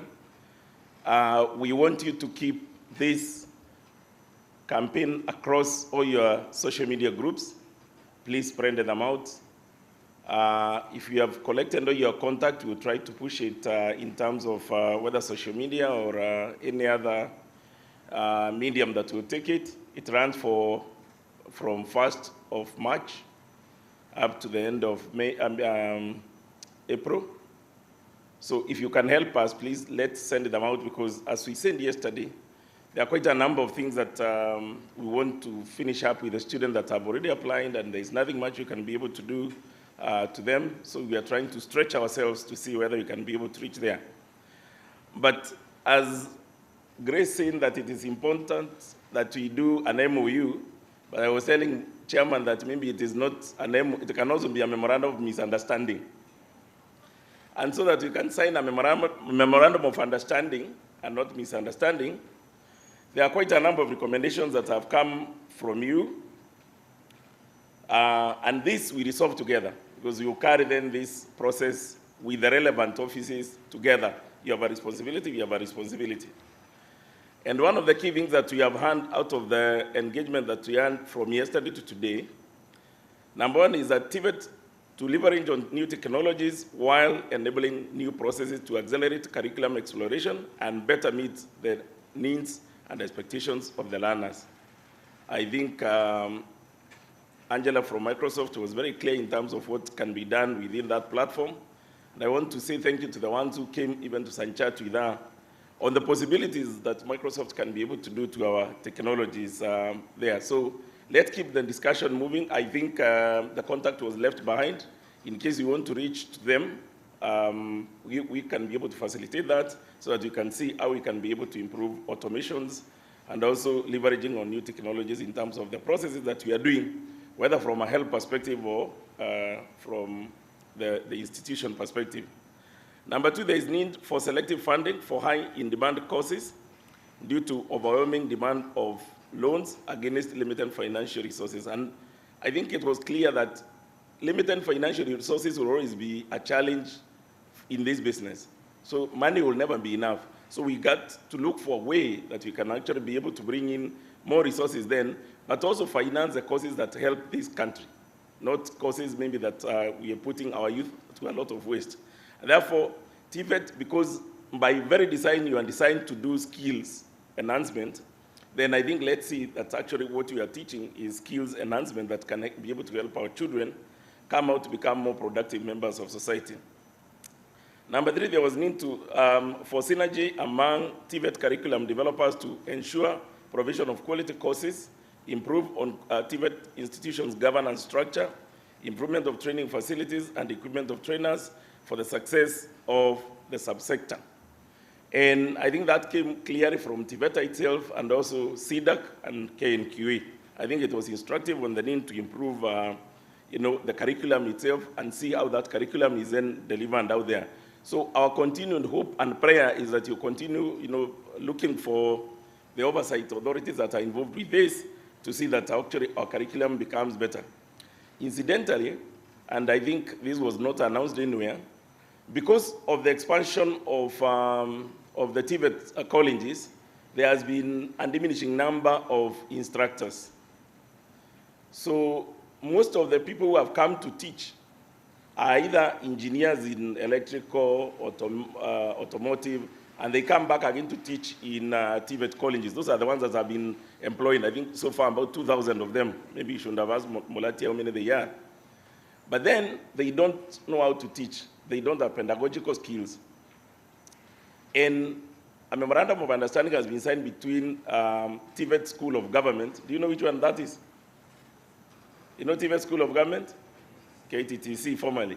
So these guys will go there to improve their skills. That cost is at about 189,000, I think, for 18 months. It is school-based, so they'll come, I don't know, during the holidays or whatever. But there was a challenge because some of them are still repaying their loans, and they wanted another loan to be able to go for pedagogical skills at KTTC. And we have engaged the Ministry of Public Service because there's some money they normally give us. And eventually, after a bit of twisting one another, they have now approved that the trainers can be able to access that facility. So for them who are signing up to go to KTTC, just tell them to go to the website, fill up for the loan, and then the money will be remitted to KTTC so that they can be able to get their pedagogical skills. So even for us, we have actually really been fighting for this space of TVET in terms of, we knew that you have a shortage in terms of instructors. So the question then was, how do we get resources that can help you go to school? Then, number 4, the Directorate of Technical Education is spearheading the comprehensive reforms in the subsector geared towards making technical education more relevant. And you didn't hear that coming from the PS herself on the area that what they are doing in terms of improving technical education across the country. Expansion is one of them, of the infrastructure. Instructors, increasing the number of instructors is another key one. And even as we see the number of enrollment going up, we are now at about, I think, 420,000 across all the MOE TVET. Then that must be accompanied with infrastructural development, policy improvement, and also the number of instructors who are then across those institutions. Number 5, I think the chairman was very clear in terms of forming up alumni. And I'm happy the way we have come up strongly to form alumni, just like they happen in the universities. So we also form alumni in TVET colleges, and that will help because then we can always point where there is demand in the market, an alumni can be able to show another alumni what can be able to be improved. And I think also, even for us in terms of loan recoveries, if we work, because we work very well with alumni of universities in terms of trying to get everybody who is not repaying to be repaying, such that it's a loanee sharpening the skills of the other loanees, to repay back the loan. So this should also be able to help our quality of loan repayment in terms of TVET. As I said yesterday, it is a bit worrying. This facility now is performing at about 25%. Other recommendations that came through, TVET courses have become popular. That is true, given the enrollment that we are seeing. And also, the CEO of COOPS yesterday did mention that this year we saw 6,000 students who underachieved a C+ and above, shunned universities and ended up going for TVET training. So it is true that that's currently happening. There is therefore need to plan and have matching funds, and we are doing that on a daily basis. That I can tell you, the board does not sleep in terms of looking for all manner of resources so that we can be able to improve in this sector. Another issue, it is important to submit returns in a timely manner to avoid inconveniences in future. I think that came out very clearly when our lending manager was presenting, and I think even the auditor had insights on exactly what they are seeing in the market. Another one is that there is need to have a clear TVET funding policy. We have requested as a board, we have requested the ministry to give us that. But as you are aware, some of these policies are administration-based. So this administration, one of the key things it was looking for, it is increasing enrollment. That seems to have been done now because of the expansion of the TVET. But now, unless we get a systematic way of how we can be able to fund that, guided by policy, because then resources will follow the policy of government, then it will become difficult. We continue still to have conversations with the ministry, and in particular the State Department of Technical Education, to see whether we can be guided on what we should, how we should be able to fund. As I said yesterday, you do recognize today that capitation is only given to the students who are enrolled in TVET of MOE, Ministry of Education. The other TVET outside there, that is why we brought the other funders that we are trying to put together so that they can be able to also access both grants and also the loan aspect. This morning I just left a bit because we were discussing with Kenya Maritime Authority, who have funded the seafarers program at Bandari and Coast National, to see how we can actually be able to enhance uptake of that fund. In fact, it's one of the funds that we are very worried that KMA might stop funding because the uptake is not there. So for TVET also who are doing maritime training, one of the key things is to become, to be vetted by KMA, and when they say, yes, you're offering these courses, then you can actually start, your student can start enjoying that fund, the MET scheme that we are currently managing. So funding policy will be crucial for us, even as we see this TVET sector expanding. I'm looking forward to the day that all the TVET in this country will be actually funded through our education loans, but in one way or the other. We are about to launch now the tourism fund also for people who are standing at utalii or any other of these hospitality colleges. And again, that way we will be bringing more on board. But we are looking at a day that everybody wants to go to school, actually. You wake up and you say, let me go to school, and money is always available for you. Resource mobilization is the way to go. I think yesterday afternoon show we did demonstrate there. And we again said, everybody is a resource mobilizer from wherever you are. There's another point I've seen that actually the commitment done by the principals that they will champion this within their counties and also within their constituencies because those children are attending your schools. Another point that came up was there is need to have a clear framework on how to engage industry on the issue of training. And I think that is that came out also from CDAC, TVET CDAC, where it is industry that demands what kind of training you do there, so that when the graduate leaves or goes out there, then he's relevant to the market and he's not struggling to fit into the market. There is need to mainstreaming with strategic bodies such as NACANDA, NTSA, and you saw what we did. All those, whatever you call PC dynamics, we brought all those guys here so that in case there is a place where you are stuck in terms of what needs to be done from an NACANDA perspective and NTSA. I remember when NTSA was brought into the PC, everybody was like, so what are we supposed to do with road safety? What's all about road safety? So that's why we are bringing somebody from NTSA to come nearer to you. But specifically, the principles breakout propose the following. Number one, to improve and engage principles on resource mobilization. That's the point I was talking about. Because you are nearer the governor, you are nearer the MP than we are out of Nairobi. So please book appointments. And when you call us, we have a whole team that is ready to come and engage. So watch as the elections, they pass, we see who is getting into the office, and then we start pitching with those new guys, and we demonstrate, what other counties are doing, the successful counties, what they are doing. I mean, who tells you that the next governor for Kakamega will do what Oparanya has done? So again, we need to keep that history to show the next guy who is coming in what the other governor did. And because you are nearer there and you are the one who actually maybe voted for that guy, then I love this principle, this point of the principles that they lead the aspects of resource mobilization in the counties and the constituencies. Another point that came from the principles, HELB portal to be opened continuously to improve on retention rates. I think why we close is so that we can close our financial year. But if you look at the closure period, it's also not very long. And particularly for TVET, it is more prolonged than even the one of universities. So we'll look at modalities and logistics of how then we can be able to implement this if it is for surely the one that is making the retention rate become a challenge in colleges. Number three, help to have a schedule of releasing funds to institutions instead of small batches here and there. I'm tongue-tied. Because that is what we should do. Like if you took a ground, yeah, because our funding is predicated by Treasury.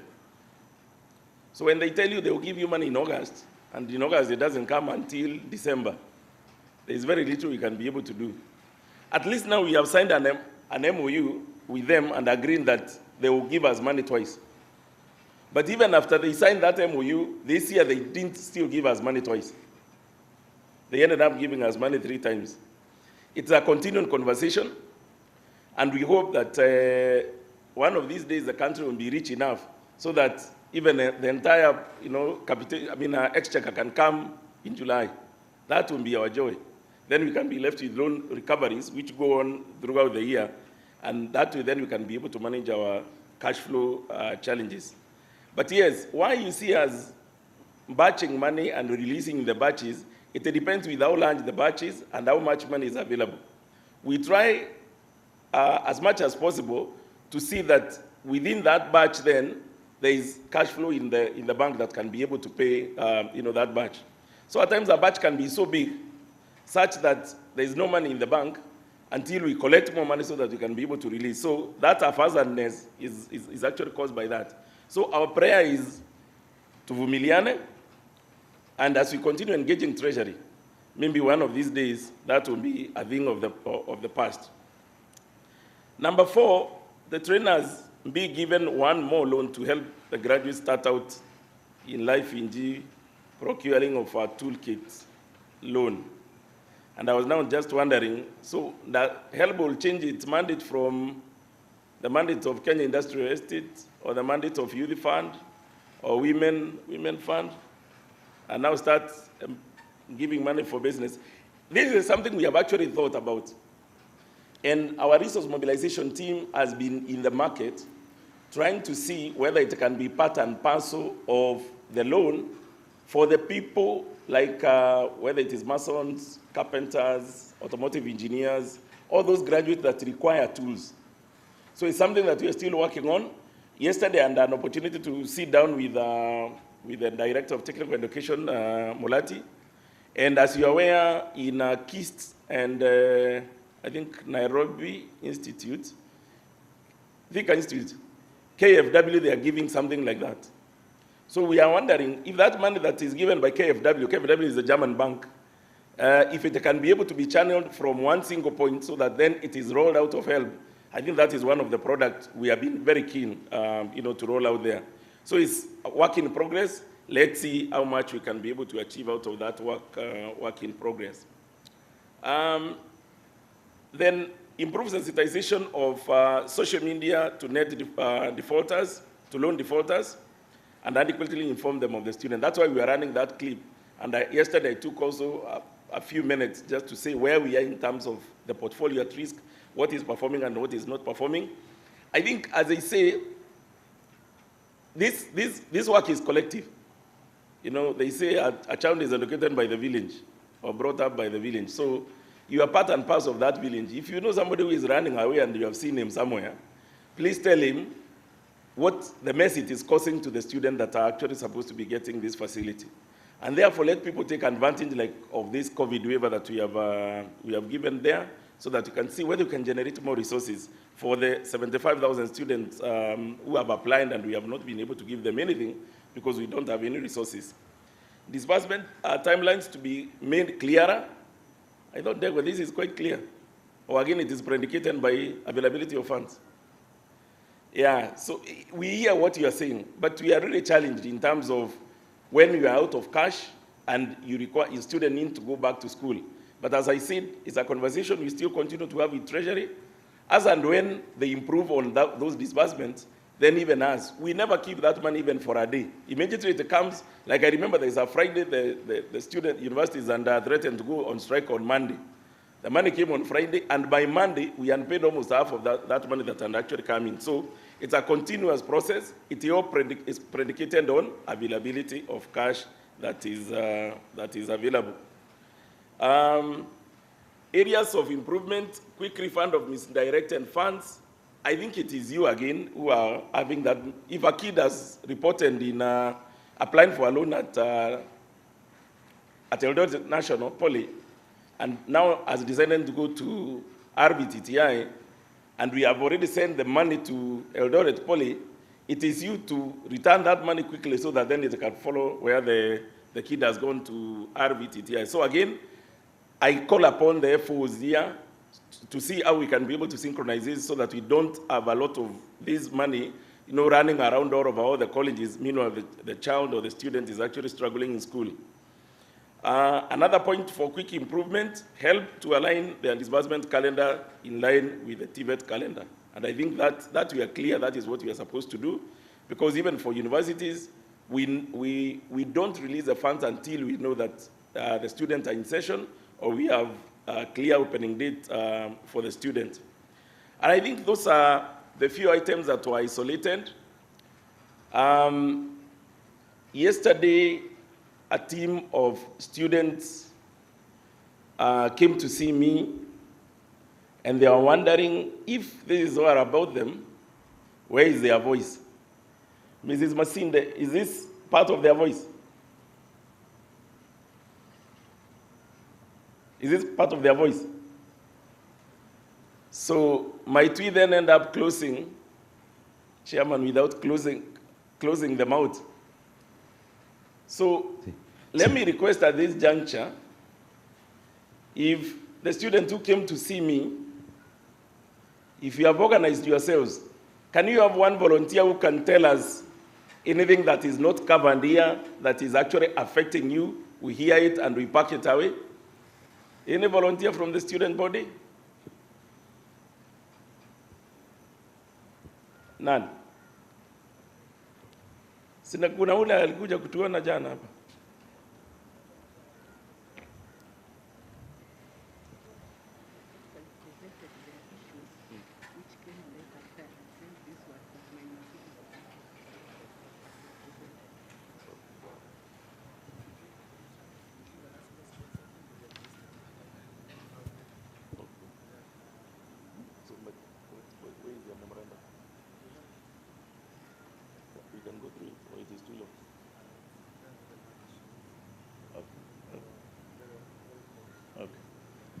So I'm told that you are completely satisfied because you sent your memorandum.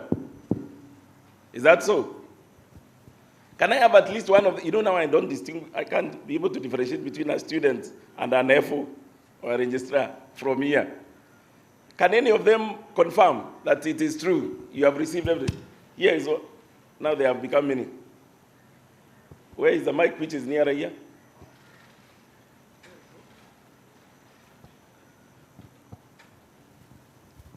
Thank you.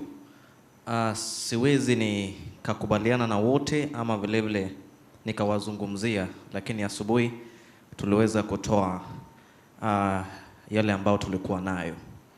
Sijui kama nimekosea, labda kama nimekosea mmoja wetu atazungumza.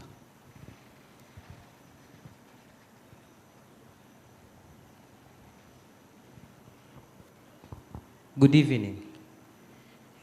Mwenzangu amesema, lakini si kama nimesikia yote. Kizungu imekuwa mingi kidogo hapo, ikanipita. So, in short, point ni kama ni mbili. Je, hiyo pesa ingine yenye wanafunzi wajapata, je, itawafikia hivi karibuni?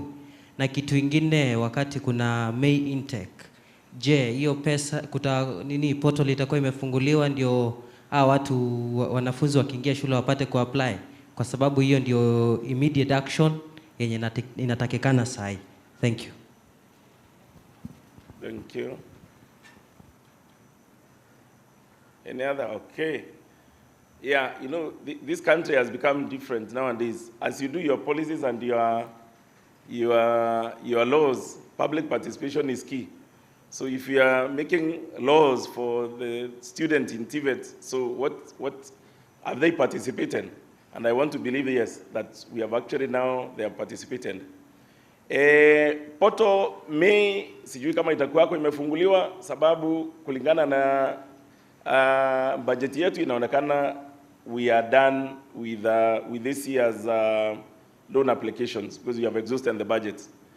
Lakini ile ambayo haijalipwa italipwa hivi karibuni. Kama kuna haijalipwa, it is a continuous process that will be paid shortly. Ndego, have I saying the truth?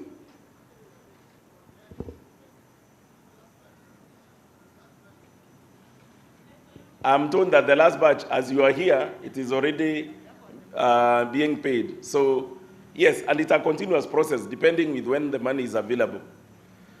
So, I think those, they have been able to, so this is for students. Okay, so we can quickly go through and see what we have picked and what we have not picked. Assist students get internship through partners. Internship is a government program, by the way. And when they ask for cohort, like now we are dealing cohort 4. So when please you see cohort 5 now being advertised, those internships are not only for graduates of universities, they are college graduates, whether university or TVET. So that's already, and it will be very difficult for us to be able to see how we can be able to place everybody. I mean, on our payroll, we have what, about 500,000 students. That will be very difficult for us to be able to manage it. Delay in disbursement, I think we have already discussed that just now. Same as university. Even university, by the way, they also get delays. It all depends with when the mother funds, which is national treasury. Then on loan allocation, ensure we get equal amount of allocation to ensure all applicants get loans. For loans, that is uniform, I thought.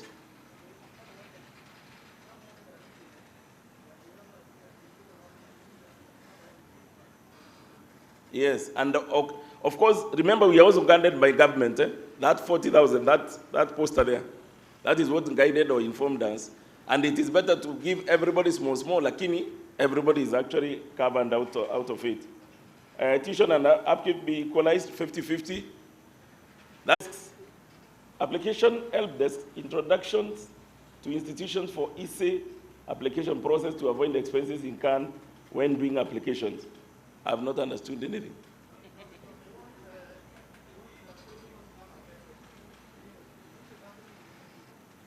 Yes, and I thought that is what is happening across. In fact, like Miru National, they have a whole, is it a lab or something, where the students actually apply. So I will encourage colleges where you don't have a help desk to make sure and a PC is available there so that it becomes easier for these students to be able to apply, you know, at the center without incurring any cost by going to a cyber cafe. There is no traffic, or you see one person